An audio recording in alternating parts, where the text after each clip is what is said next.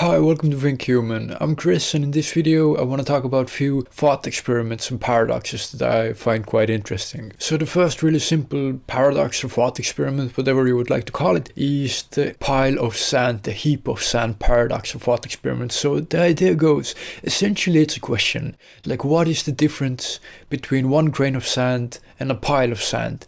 When does some amount of grains of sand become a pile of sand? Like, do you add just one after another? Like 10 grains of sand is not the pile, 100 grains, not really a pile. Maybe, 100 could already make a pile, but what if you have 99?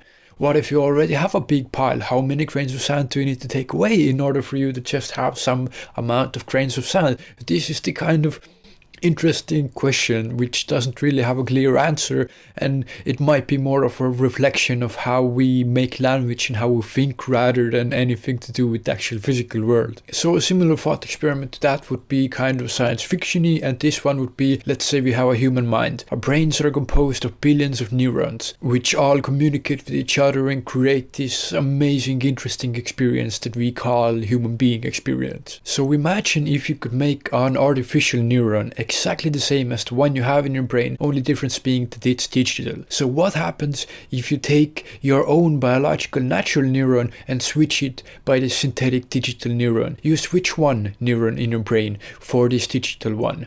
You are still, by all intents and purposes, you. Like, wouldn't we, like, this is something we could argue, like, if you change only one neuron, like, neurons die all the time, this happens all the time, our bodies change in a small amount of time, most of the atoms and molecules that our body is made of are being replaced all the time. So we could change one neuron. What about 2? What about 10? What about 100? What if you have done half? The question is, at which point is there even a point? Is there even any difference? When eventually we could get to a point where we replace every single neuron in your brain with an artificial neuron, are you still you then? What does that mean? Because then we already have a brain that is your original brain, but the brain inside your head now has all digital neurons. This has a lot of interesting implications and questions around it, like what does this actually mean? So this is something interesting to talk about and think about when we're talking about mind uploading in the future, and also the idea of copying versus moving. So this would lead us to a next kind of thought experiment. This would be the famous ship of Theseus. So imagine that you have this boat and you go on the ocean and you travel for years,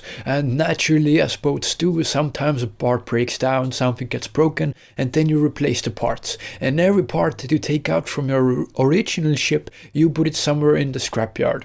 And so after years of traveling in the ocean, eventually every single part of your original boat has been replaced by some new part.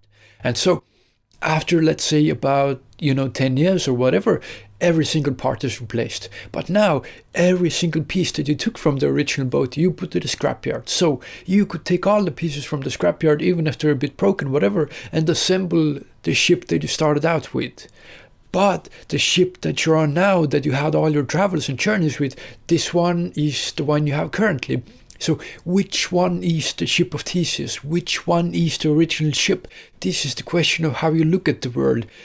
Does it matter the actual atoms and molecules that the ship is made up of? Or is it more important to you that it's the journey that the thing goes through? Same way, like we said before, with our human bodies, like during our lifetimes, every single atom, almost every single atom in our bodies is replaced many times. Like our skin cells get replaced, like our muscle cells, our fat cells, even the neurons in our head get replaced. But we still more or less feel like we are still here as the person, the human being that started out originally, although it's difficult to tell apart, because while we're in it, we are not really good at evaluating and observing changes over long periods of time. So for us, this kind of view is distorted. Someone looking at from the outside maybe would see clear changes, but for us, it's the continuity of experience. What makes us us is the journey that we go through, not the specific atoms and molecules that we're made of. So the same question is with the ship of Theseus. Like, what's the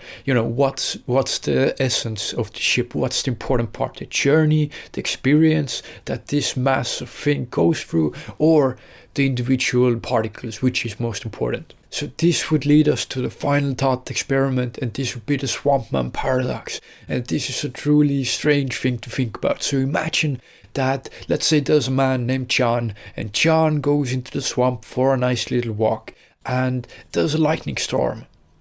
Thunder and lightning, and a bolt of lightning strikes John, and every single particle and atom that his body is made of gets disintegrated instantly. A little bit further away from John, where John used to be, a lightning bolt hits again, and just by pure random coincidence, just by pure chance, it so happens that as the lightning strikes there, it assembles all of the atoms and molecules in the swamp into exactly the configuration that John was when he was killed and disintegrated. So now, just by pure accident, by this lightning striking there, we have exact copy of John at the exact moment of when he was first disintegrated. Now, this John wakes up into the world with all the previous memories of the original John.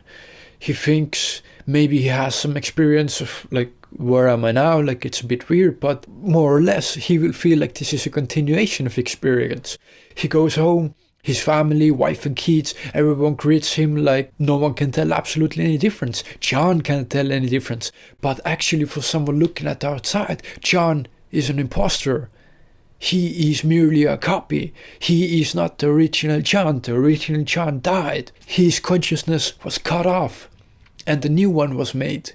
That is not the original John, that is a copy. And we could go deeply into this. Actually, I made a video about copying versus moving consciousness. And this would be a copy by accident. So these are just interesting things to think about, and just some, fun thought experiments I thought might be interesting. So I hope you got some interesting ideas from the video. If you liked it, please leave any comments that you have, any ideas maybe. Thank you so much for watching, and take care.